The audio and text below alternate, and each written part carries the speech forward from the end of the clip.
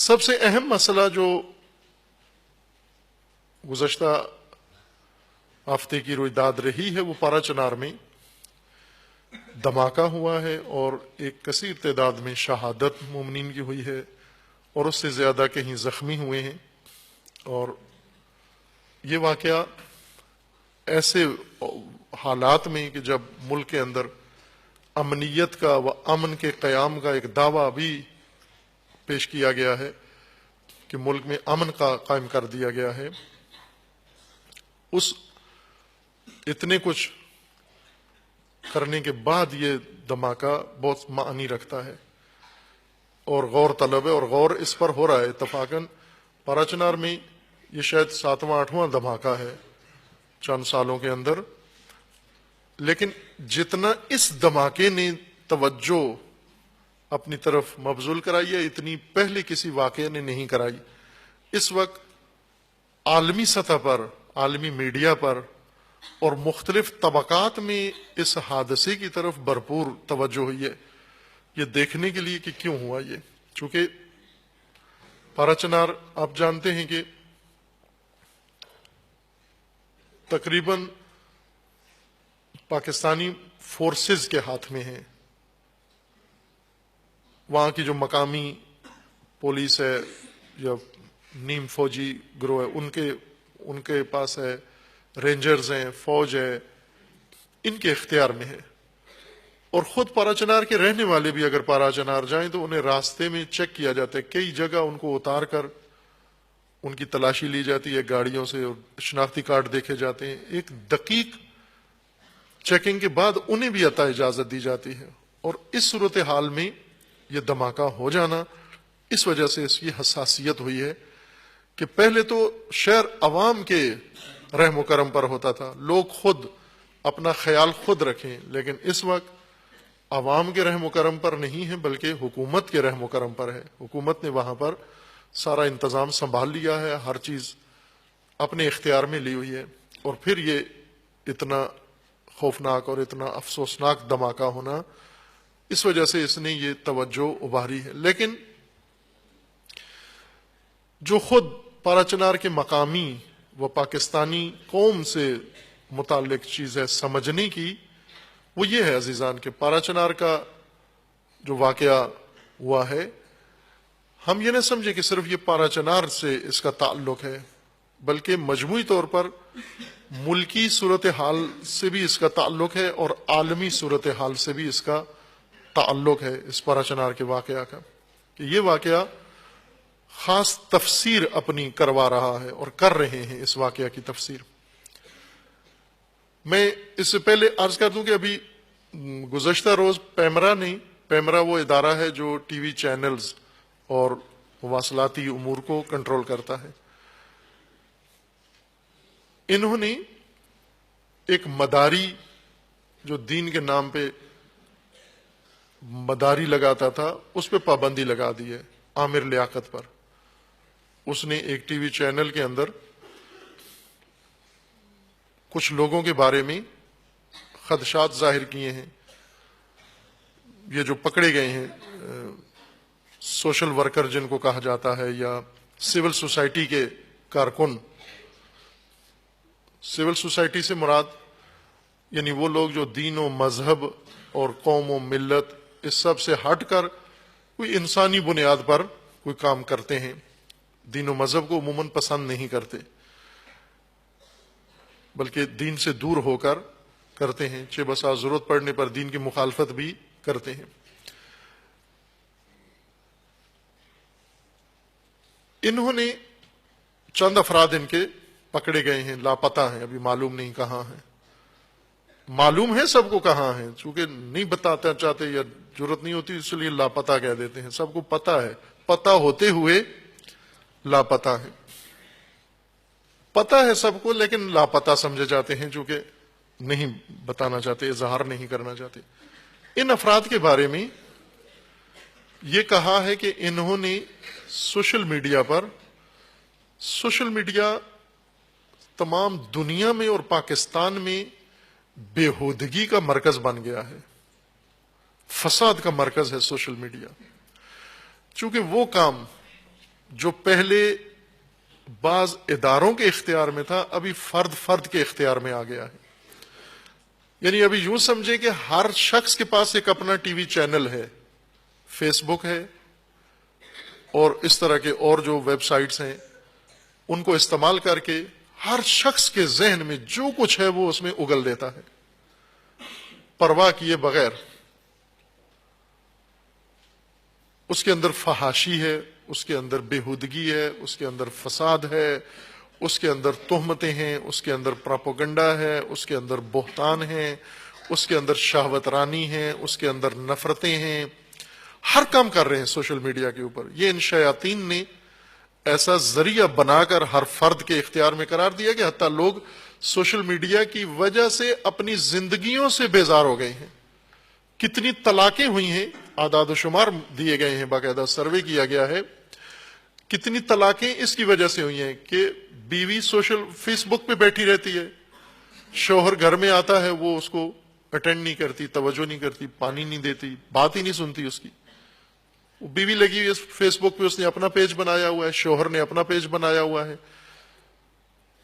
یہ مہینہ مہینہ ایک دوسرے سے بات ہی نہیں کرتے, چونکہ دونوں فیس بک پہ یا کسی اور اپنی ویب سائٹ کے اوپر اپنے دوست بنائے ہوئے ہیں, اپنا گروہ بنایا ہوا ہے, اور ان گروپوں کے ساتھ یہ سارے مشغول ہیں. گھریلو نظام اس نے تباہ کر دیا ہے سوشل میڈیا نے.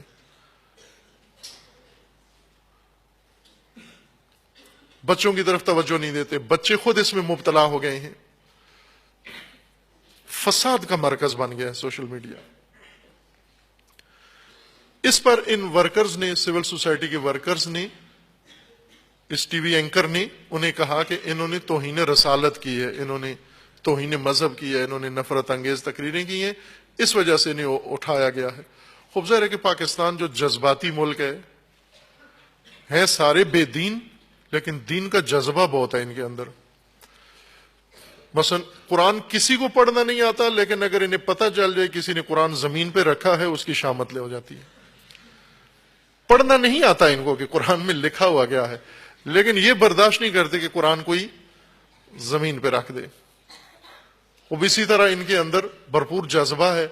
اگر اس قوم کو بتا دیا جائے, صرف ابھی یہ پہلے ادھر لاہور کے مضافات میں قصبہ ہے یہاں پر رادھا کشن, وہاں پر ایک مسیحی جوڑے کو سب نے مل کر بٹھے میں ڈال دیا, اینٹوں کے بٹھے میں جلا دیا, اس بات پر کہ انہوں نے قرآن کی توہین کی. ابھی تصدیق بھی نہیں کرتے کہ کی ہے نہیں کی ہے, بس کافی ہے کسی کے سامنے یہ کہہ دو اس نے توہین کی ہے, اس کے اوپر لشکر ٹوٹ پڑتا ہے. پھر اس اینکر نے یہ کام کیا کہ ان سول سوسائٹی کے ورکرز کو کہا کہ یہ توہین مذہب کرتے ہیں, فلاں کرتے ہیں. خوب ظاہر ہے کہ جس کی طرف یہ ایک دفعہ تہمت بھی لگ جائے, پھر لوگ کوشش کرتے ہیں کہ اس کو کسی طرح ٹھکانے لگا دیں. وہ اپنا فریضہ سمجھتے ہیں, اس کو مار دیں, قتل کر دیں, اور اس قتل کو عین عبادت بھی سمجھتے ہیں. اس جرم میں اس اینکر نے کہ مداری ہے, در حقیقت یہ ایک مذہب کو بدنام کرنے کا مداری ہے یہ شخص. اس کا پورا خاندان ہی ایسا ہے. اس کا ایک بھائی شیعہ ہوا, وہ کچھ عرصہ ایران گیا, وہاں سے ایک اور طرح کا مداری بن کے آیا, زلفیں رکھ کے, اور اس نے کہا کہ میں تمام مذاہب کا بڑا گرو ہوں, میں ہندوؤں کا بھی بڑا ہوں, میں سکھوں کا بھی بڑا بزرگ میں ہوں, گرو نانک میرے اندر گھس گیا ہے, راما بھی میرے اندر گھس گیا ہے, اور وہ جتنے مذاہب کے بڑے گرو تھے سارے گھس گئے اس کے اندر. اصل میں شیطان گھسا ہوا تھا باہر کے, وہ تو واصل جہنم ہوا, وہ گمراہ و منحرف انسان. اس نے کیا کیا, مجلس پڑھی اس نے, اور کلندر کی زیارت کروائی, لوگوں کو کتا بنا کر بونکتے ہوئے, او او کرتے ہوئے, خود بھی گیا اور لوگوں کو بھی. یہ اس کا بھائی ہے, سگا بھائی. اس کا ایک بھائی سپاہی صحابہ کا کراچی کا انچارج رہا ہے, اور یہ سیاسی تنظیموں میں رہا ہے اور میڈیا میں آ کر, اور ہر طرف اس نے مداری دکھانا شروع کیا. رمضان کی توہین کرنا, ماہ رمضان میں واحد قسم کے پروگرام اجرا کرنا, ڈانسرز کو, ایکٹرز کو بلا کر تقدس سے رمضان مجروح کیا اس نے, اور کسی کو بھی ہوش نہیں آیا کہ یہ کیا کر رہا ہے. بہرکیف اب جب ان پر دباؤ پڑا ہے, چونکہ سول سوسائٹی یورپی یونین کی چہیتی سوسائٹی ہے, سول سوسائٹی حمایت یافتہ طبقہ ہے پاکستان کے اندر ایکٹیو لوگوں کا جو دین کے بغیر فعالیت کرتے ہیں. میں نہیں کہتا دین کے خلاف فعالیت کرتے ہیں، لیکن دین کے بغیر فعالیت کرتے ہیں. یہ سول سوسائٹی یورپی یونین کی اقوام متحدہ کی بہت چہیتی سوسائٹی ہے. اس کا معمولی سا ورکر بھی اگر اس کو چھیڑا جائے یہ چیخ پڑتے ہیں، لیکن دوسرے طبقات پہ جو مصیبت نازل ہو جائے کوئی بھی بیان نہیں دیتا. اس لیے سول سوسائٹی سے ان کا نسبت تھی، تعلق تھا، اور انہیں اٹھا لیا گیا. تو یہ شخص اس نے بڑکایا لوگوں کو کہ یہ توہین رسالت کے جو مجرم ہیں، یعنی اگر ابھی تو لاپتہ ہیں، جب پتہ چل گیا باہر آ جائے تو کوئی جیالہ جوشیلہ ان کو ٹھکانے لگا دے گا. اس طرح سے انہوں نے، چونکہ اس نے خطرہ ایجاد کیا ہے ان کے لیے، اور یہ کام پیمرا نے کیا ہے. خوب یہ کام صرف ایک شخص کے ساتھ، سول سوسائٹی کے ارکان کے لیے جس نے خطرہ پیدا کیا ہے میڈیا کے ذریعے، اس کے لیے تو آپ نے برخاستگی کا حکم اور ممانعت کا حکم لاگو کر دیا. اس پر تو کیس چلنا چاہیے. اگر اس نے جان کسی کی خطرے میں ڈالی ہے تو اس پر کیس چلنا چاہیے. اقدام قتل کا جو دفعہ لگتا ہے وہ لگنا چاہیے اس کے اوپر.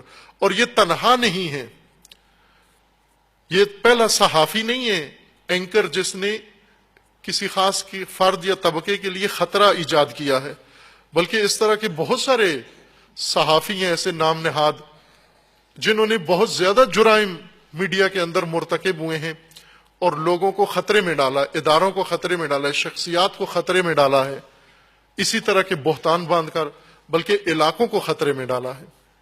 کسی کا ناطہ ایران سے جوڑ کر، کسی کا ناطہ حزب اللہ سے جوڑ کر اخباروں کے اندر، اپنے میڈیا کے اندر. یہ سب کے سب مجرم ہیں.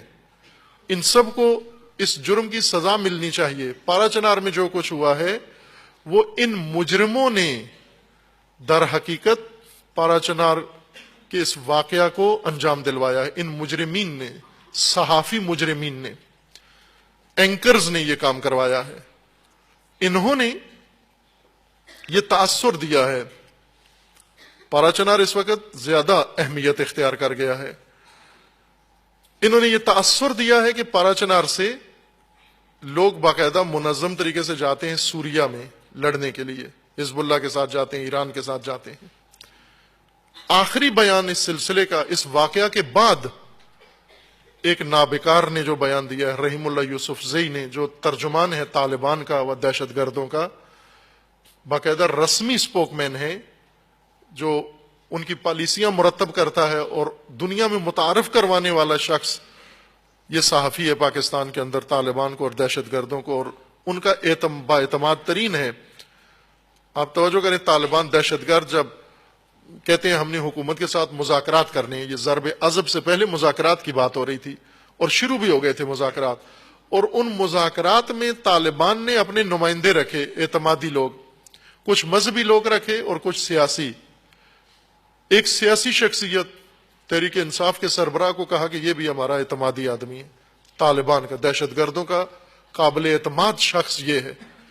ایسے ہی دہشت گرد کسی پر اندھا اعتماد کرتے ہیں، اس کی نمازیں دیکھ کر صرف، یا اس کا کوئی تعلق بھی ہوتا ہے، اس کے پیچھے اس کا کوئی کہانی بھی موجود ہوتی ہے، اس وجہ سے اعتماد کرتے ہیں. اس شخص پر، اس صحافی پر اعتماد کرتے ہیں. اس نے بیان دیا ہے کہ پارا چنار میں جب تک غیر ملکی مداخلت رہے گی یہ کام ہوتا رہے گا. یہ رحیم اللہ یوسف زئی کا بیان ہے حادثے کے بعد پارا چنار کے. غیر ملکی سے مراد کیا ہے ان کی؟ غیر ملکی سے مراد یہ ہے کہ جب تک یہ پارا چنار کے مومنین یا ان میں سے کوئی فرد بھی، فرض کریں اگر جاتا ہے سوریا جاتا ہے، عراق جاتا ہے، زیارات کے لیے جاتا ہے، اس وقت تک یہ واقعات ہوتے رہیں گے. یہ مجرم لوگ ہیں جو در حقیقت ماحول بنا کے پارا چنار کو خطرے سے دوچار کر رہے ہیں. اور انہوں نے یہ ماحول بنایا ہے کہ اس وقت صرف 2 ایجنسیوں کے اندر حکومت نے یہ پالیسی اپنائی ہے کہ ان سے اسلحہ لے لیا جائے، ان کو غیر مسلح کیا جائے. تمام پاکستان کی ایجنسیز یہ سب مسلح ہیں، چونکہ ان میں حکومتی عمل دخل نہیں ہوتا، پولیس فوج نہیں ہوتی، قبائلی نظام ہے، لہٰذا ان کے پاس ہر چیز اپنی قبائلی لحاظ سے ہوتی ہے، پاکستانی قانون کے تحت نہیں ہوتی. اسلحہ بھی اپنے قانون کے ساتھ ہوتا ہے، پاکستان کے قانون کے تحت رجسٹرڈ اسلحہ نہیں ہوتا.